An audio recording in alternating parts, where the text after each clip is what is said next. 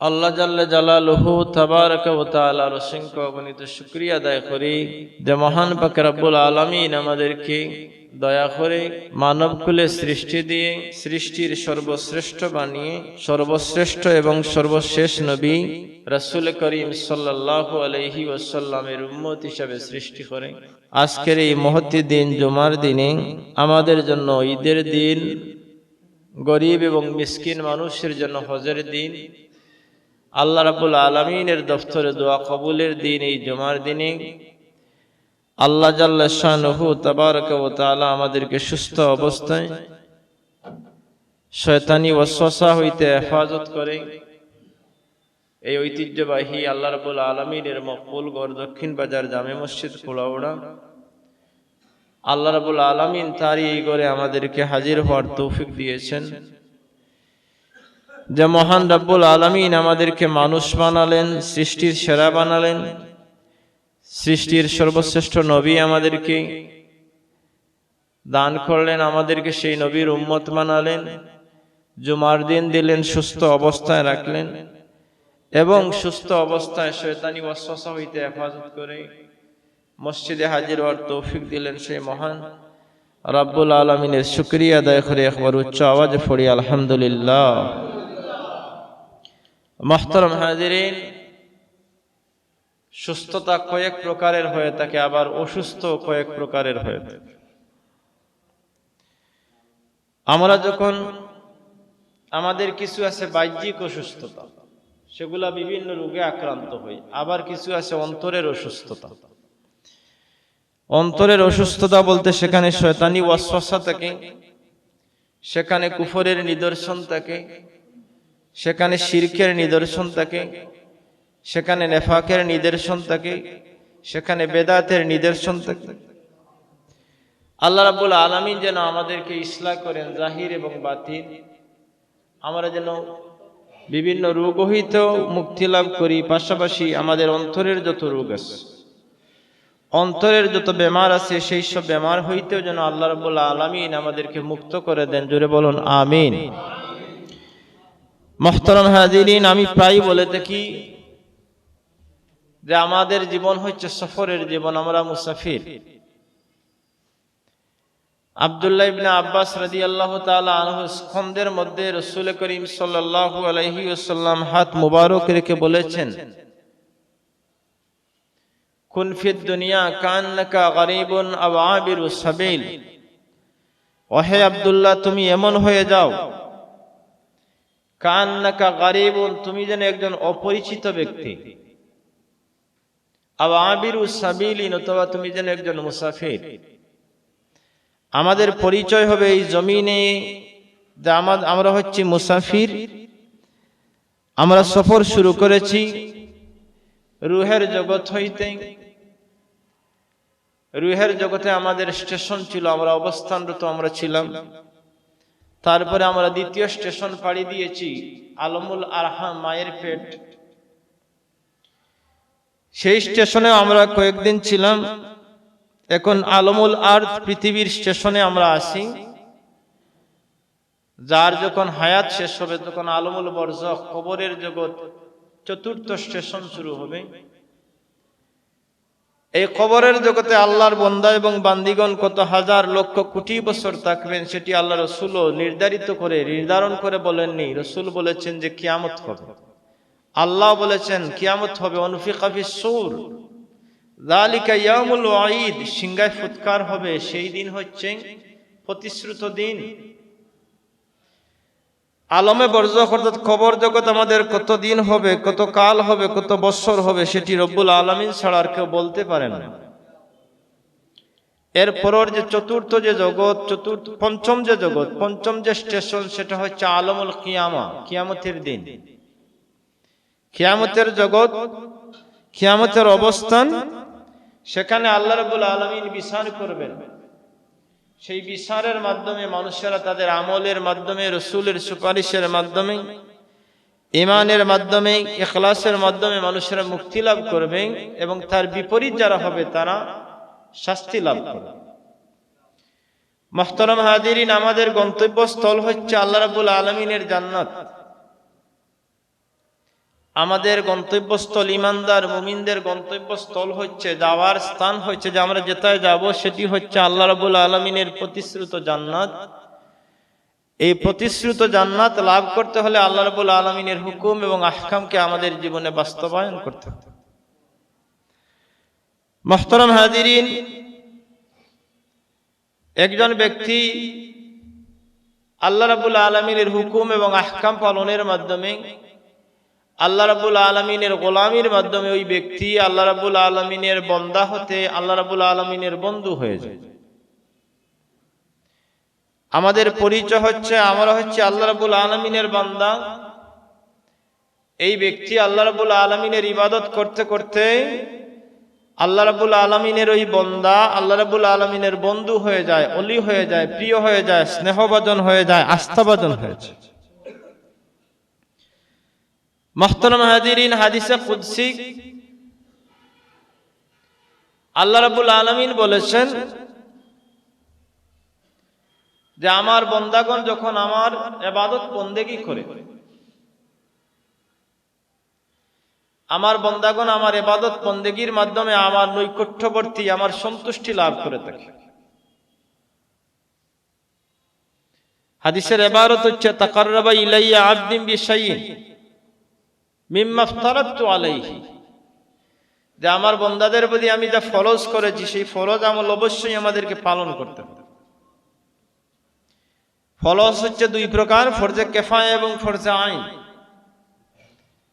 এর দ্বিতীয় হুকুম হচ্ছে, দ্বিতীয় স্তর হচ্ছে ওয়াজিব, তৃতীয় হচ্ছে সুন্নত, সুন্নতে মুআক্কাদা, সুন্নতে জায়েদা। এর পরবর্তী হচ্ছে নফল, মুস্তাহাব, মুস্তাহসান যাবতীয় যত কাজ। আল্লাহ বলেন যে আমি আমার বান্দাদের প্রতি যা আবশ্যক করে দিয়েছি তা তো অবশ্যই তারা আদায় করবে, পাশাপাশি নফল ইবাদতের মাধ্যমে বান্দা আমার করিব হবে, আমার নিকটবর্তী হবে, আমার স্নেহভাজন হবে।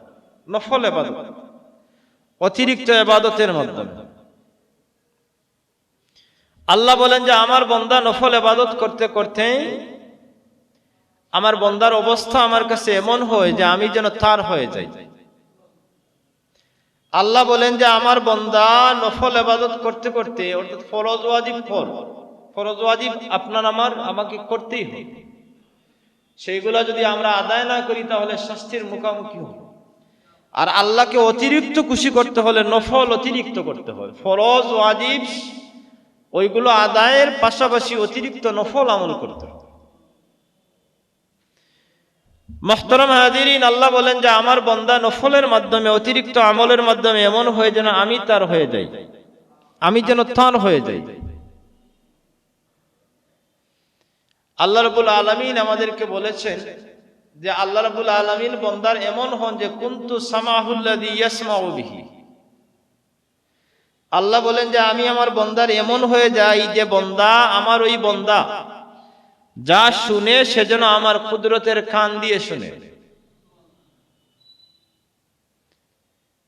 ওই বান্দার চলা যেন আমার চলা হয়ে যায়। ওই ইদরাকুল্লাযী ইয়ামশি বিহা, ওই বান্দা যে তার কদম দিয়ে যে চলে সেটা আমার কুদরতের কদমের চলা হয়, অর্থাৎ আমার হুকুমের মাধ্যমে ওই বান্দা চলে।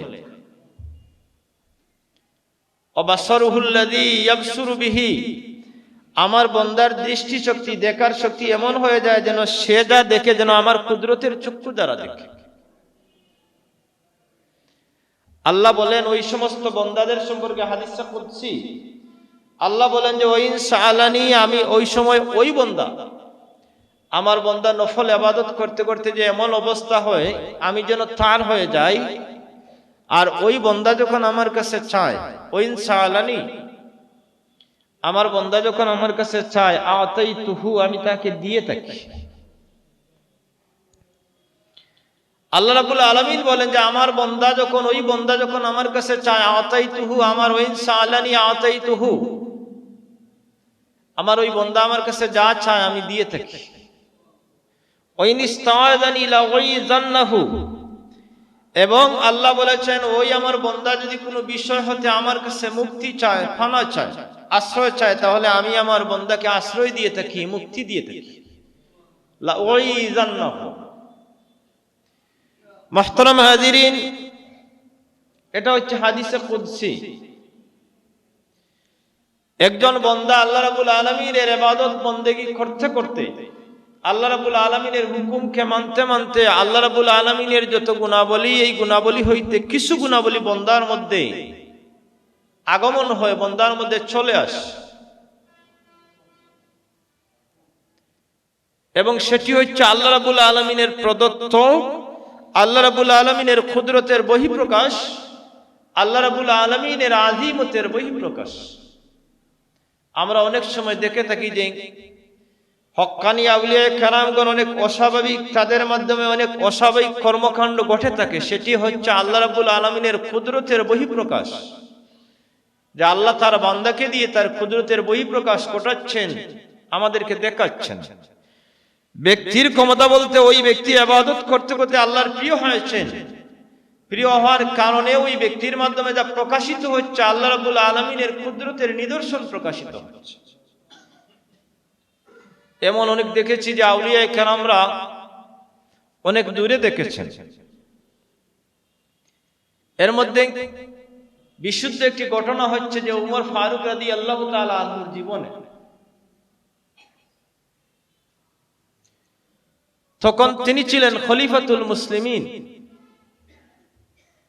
উমর ফারুক রাদিয়াল্লাহু তাআলা মসজিদে নববীতে জুমার ভাষণ দিচ্ছিলেন, খুতবা দিচ্ছিলেন। ওই সময় তিনি দেখলেন যে তিনি যে সেনাপতির দায়িত্বে সেনাদেরকে, সৈনিকদেরকে যুদ্ধে পাঠিয়েছিলেন, দেখলেন যে ওই সেনাপতি বা ওই সৈনিকদেরকে শত্রুরা পিছন দিক থেকে আক্রমণ করবে। শত্রুরা পায়তারা করতেছে, পিছন দিক থেকে আক্রমণ করবে। মুসলিম সেনাবাহিনী সেদিকে তাদের দৃষ্টি ছিল না। মসজিদে নববী হতে সেই জমিনের নাম ছিল নাহওয়ান্দ। সেই জমিন মসজিদে নববী থেকে সেই জমিনের দূরত্ব, সেই স্থানের দূরত্ব ছিল কয়েক শত কিলোমিটার। উমর ফারুক রাদিয়াল্লাহু তাআলা তার ভাষণের মধ্যে হঠাৎ আওয়াজ দিয়ে বললেন যে ইয়া সারিয়াতু আল জাবাল, ওহে সারিয়া, পাহাড়ের দিকে তাকাও। মসজিদে নববীর মিম্বর থেকে দেখতে পেলেন যে পিছন দিকে শত্রু বাহিনী তাদেরকে আক্রমণ করবে। এই যে দেখা, সেটা হচ্ছে আল্লাহ রাব্বুল আলামিনের কুদরতের নিদর্শন এবং উমর রাদিয়াল্লাহু তাআলা আনহুর অন্তরচক্ষু দ্বারা দর্শন। আল্লাহ রাসূল বলেছেন ইত্তাকু ফিরাসাতাল মুমিন ফাইন্নাহু ইয়ানজুরু বিনুরিল্লাহ। আল্লাহ রাসূল বলেছেন যে হে মুমিনরা, তোমরা অন্যান্য মুমিনদের দূরদর্শন সম্পর্কে সতর্ক থাকো। ইত্তাকু ফিরাসাতাল মুমিন, তোমরা মুমিনদের দূরদর্শিতা সম্পর্কে সতর্ক হয়ে যাও।